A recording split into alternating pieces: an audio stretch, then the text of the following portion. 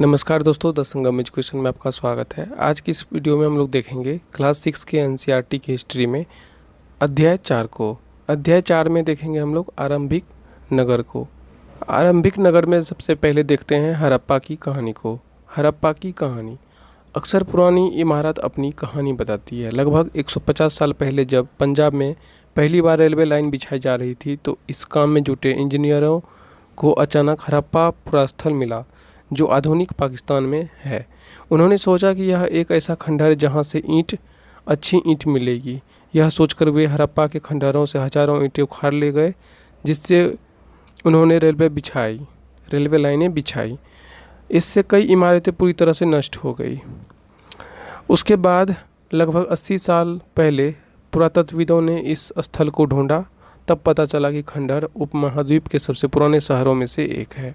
चूँकि इस नगर की खोज सबसे पहले हुई थी, तो इसलिए बाद में मिलने वाले इस तरह के सभी पुरास्थलों में जो भी इमारतें और चीज़ें मिली उन्हें हड़प्पा सभ्यता की इमारतें कहा गया। इन शहरों का निर्माण लगभग 4700 साल पहले हुआ था। इन नगरों की विशेषता क्या थी? इन नगरों में से कई को 2 या उससे ज़्यादा हिस्सों में विभाजित किया था। प्रायः पश्चिमी भाग छोटा था लेकिन ऊंचाई पर बना था। पूर्वी हिस्सा बड़ा था लेकिन यह निचले इलाके में था। ऊंचाई वाले भाग को पुरातत्वविदों ने दुर्ग कहा और निचले हिस्सों को निचला नगर कहा। दोनों हिस्सों की 4 दीवारियाँ पक्की ईंटों की बनाई जाती थी। इसकी ईंटें इतनी अच्छी थी कि हजारों साल बाद आज तक उनकी दीवारें खड़ी रही। दीवार बनाने के लिए ईंटों की चिनाई इस तरह से करते थे जिससे कि दीवारें खूब मजबूत रहे। कुछ नगरों के नगर दुर्ग में कुछ खास इमारतें बनाई गई थी। मिसाल के तौर पर मोहनजोदड़ो में खास तालाब बनाया गया था जिसे पुरातत्वविदों ने महान स्नानागार कहा। इस तालाब को बनाने में ईंट और प्लास्टर का इस्तेमाल किया गया था। इसमें पानी का रिसाव रोकने के लिए प्लास्टर के ऊपर चारकोल की परत चढ़ाई गई थी। इस सरोवर में 2 तरफ से उतरने के लिए सीढ़ियाँ बनाई गई थी और चारों ओर कमरे बनाए गए थे। इसमें भरने के लिए पानी कुएं से निकाला जाता था, उपयोग के बाद खाली कर दिया जाता था। शायद यहाँ विशिष्ट नागरिक विशेष अवसरों पर स्नान किया करते थे।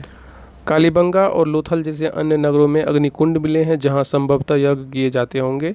हड़प्पा, मोहनजोदड़ो और लोथल जैसे कुछ नगरों में बड़े बड़े भंडार गृह मिले हैं। आगे देखते हैं। आगे है भवन, नाले और सड़कें। इन नगरों के घर आमतौर पर 1 या 2 मंजिले होते थे। घर के आंगन के चारों ओर कमरे बनाए जाते थे। अधिकांश घरों में एक अलग स्नान घर होता था। कुछ घरों में कुएं भी होते थे। कई नगरों में ढके हुए नाले थे।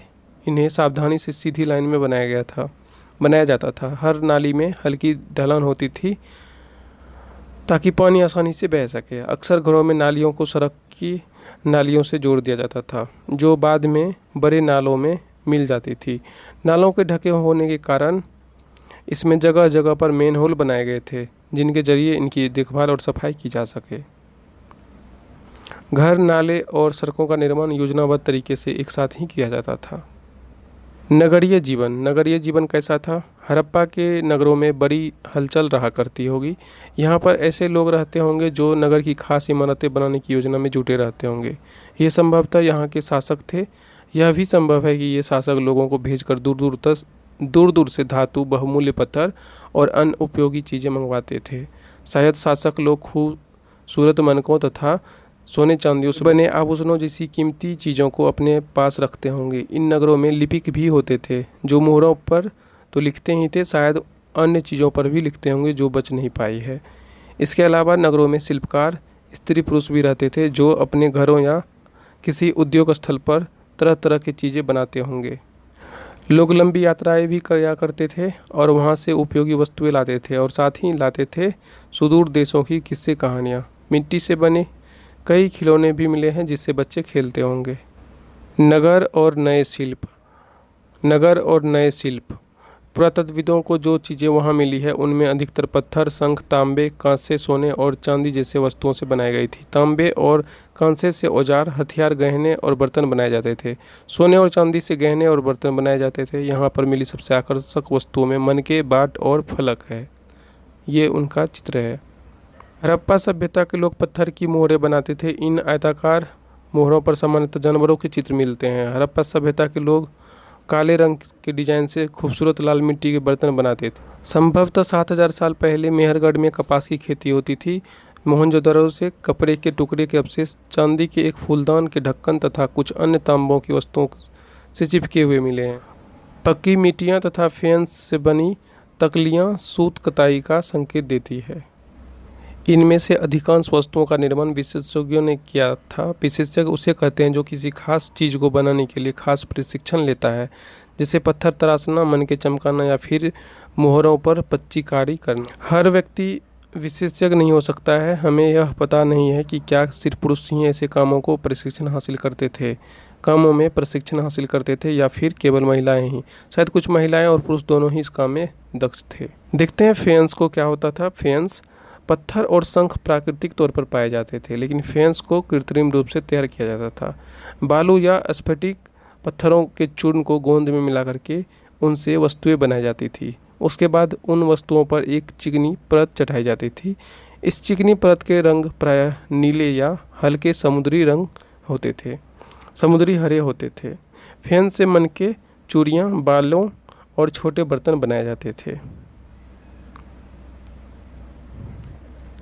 कच्चे माल की खोज में आगे है। कच्चे माल की खोज में कच्चा माल उन पदार्थों को कहते हैं जो या तो प्राकृतिक रूप से मिलते हैं या फिर किसान या पशुपालक उनका उत्पादन करते हैं, जैसे लकड़ी या धातुओं के अयस्क प्राकृतिक रूप से उपलब्ध है कच्चे माल हैं। इनसे फिर कई तरह की चीज़ें बनाई जाती है। मिसाल के तौर पर किसानों द्वारा पैदा किए गए कपास को कच्चा माल कहते हैं, जिससे बाद में कताई बुनाई करके कपड़ा तैयार किया जाता है। हड़प्पा के लोग कई चीज़ें वही मिलती थी, लेकिन तांबा, लोहा, सोना, चांदी, बहुमूल्य पत्थर जैसे पदार्थों का वे दूर दूर से आयात करते थे। हड़प्पा के लोग तांबे का आयात संभवतः आज के राजस्थान से करते थे। यहाँ तक कि पश्चिम एशियाई देश ओमान से भी तांबे का आयात किया जाता था। कांसा बनाने के लिए तांबे के साथ मिलाई जाने वाली धातु टीन का आयात आधुनिक ईरान और अफगानिस्तान से किया जाता था। सोने का आयात आधुनिक कर्नाटक और बहुमूल्य पत्थर का आयात गुजरात, ईरान और अफगानिस्तान से किया जाता था। आगे है नगरों में रहने वालों के लिए भोजन। लोग नगरों के अलावा गांव में भी रहते थे। वे अनाज उगाते थे और जानवर पालते थे। किसान और चरवाहे ही शहरों में रहने वाले शासकों, लेखकों और दस्तकारों को खाने के सामान देते थे। पौधों के अवशेषों से पता चलता है कि हड़प्पा के लोग गेहूं, जौ, दालें, मटर, धान, तिल, सरसों उगाते थे। ज़मीन की खुदाई के लिए हल का प्रयोग एक नई बात थी। हड़प्पा काल के हल तो नहीं बच पाए, लेकिन क्योंकि वे प्रायः लकड़ी के बनाए जाते थे, लेकिन हल के आकार के खिलौने मिले हैं। इस क्षेत्र में बारिश कम होती थी, इसलिए सिंचाई के लिए कुछ लोगों ने तरीके अपनाए होंगे। संभवतः पानी का संचय किया जाता होगा और ज़रूरत पड़ने पर फसलें की सिंचाई की जाती होगी। हड़प्पा के लोग गाय, भैंस, बकरियां, भेड़ पालते थे। बस्तियों के आसपास तालाब और चारागाह होते थे, लेकिन सूखे महीनों में मवेशियों के झुंड को चारा पानी की तलाश में दूर दूर तक ले जाया जाता था। वे बेर जैसे फलों को इकट्ठा करते थे, मछलियाँ पकड़ते थे और हिरन जैसे जानवरों का शिकार करते थे। आगे है गुजरात में हड़प्पाकालीन नगर का सूक्ष्म निरीक्षण। कच्छ के इलाके में खदीर बेट के किनारे धोलावीरा नगर बसा था। वहाँ साफ पानी मिलता था, जमीन उपजाऊ थी। वहाँ जहाँ हड़प्पा सभ्यता के कई नगर 2 भागों में विभक्त थे, वही धोलावीरा नगर को 3 भागों में बांटा गया था। इसके हर हिस्से के चारों ओर पत्थर की ऊंची ऊंची दीवार बनाई गई थी। इसके अंदर जाने के लिए बड़े बड़े प्रवेश द्वार थे। इस नगर में एक खुला मैदान भी था जहाँ सार्वजनिक कार्यक्रम आयोजित किए जाते थे। यहाँ मिले कुछ अवशेषों में हड़प्पा लिपि के बड़े बड़े अक्षरों को पत्थरों में खुदा पाया गया है।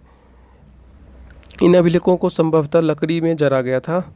यह एक अनोखा अवशेष है, क्योंकि आमतौर पर हड़प्पा के लेख मोहर जैसी छोटी वस्तुओं पर पाए जाते थे।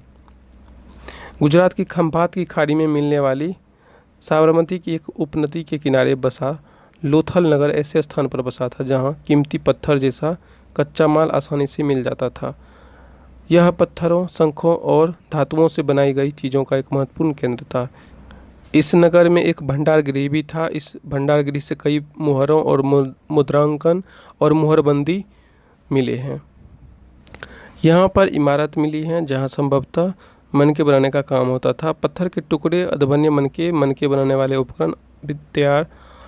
उपकरण और तैयार मनके भी यहाँ मिले हैं। मुद्रा, मुहर या मुद्रांकन या मुहरबंदी, तीनों चीज़ के बारे में देखते हैं। मुहरों का प्रयोग सामान से भरे उन डब्बों या थैलों को चिन्हित करने के लिए किया जाता होगा जिन्हें एक जगह से दूसरी जगह भेजा जाता था। थैले को बंद करने के बाद उन्हें मुहानों पर गीली मिट्टी पोतकर उन मुहानों पर मुहर लगाई जाती थी। मुहर की छाप को मुहरबंदी कहते हैं। अगर यह छाप टूटी नहीं होती थी तो यह साबित हो जाता था कि सामान के साथ छेड़छाड़ नहीं हुआ है। सभ्यता के अंत का रहस्य। लगभग 3900 साल पहले एक बड़ा बदलाव देखने को मिला है। अचानक लोगों ने इन नगर को छोड़ दिया। लेखन, मुहर, बाटों का प्रयोग बंद हो गया। दूर दूर से कच्चे माल का आयात काफ़ी कम हो गया। मोहनजोदड़ो में सड़क पर कचरे के ढेर बनने लगे। जल निकास प्रणाली नष्ट हो गई। सड़कों पर ही झुग्गी झुननुमा घर बनाए जाने लगे।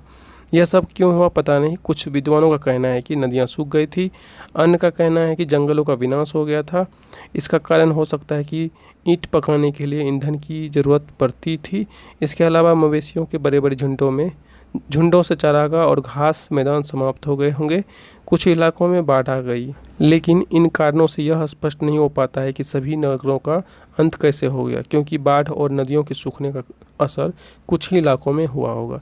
ऐसा लगता है कि शासकों का नियंत्रण समाप्त हो गया। जो भी हुआ हो, परिवर्तन का असर बिल्कुल साफ दिखाई देता है। आधुनिक पाकिस्तान के सिंध और पंजाब की बस्तियां उजड़ गई थी। कई लोग पूर्व और दक्षिण के इलाकों में नई छोटी बस्तियों में जाकर बस गए थे। इसके लगभग 1400 साल बाद नए नगरों का विकास हुआ। इसको अगले चैप्टर 6 और 9 में पढ़ेंगे। क्लास 6 के एनसीईआरटी की हिस्ट्री में चैप्टर 4 को पढ़ें हम लोग। दोस्तों, आगे के चैप्टर्स को पढ़ने के लिए इस चैनल को सब्सक्राइब करें। मिलते हैं अगले वीडियो में, तब तक के लिए नमस्कार।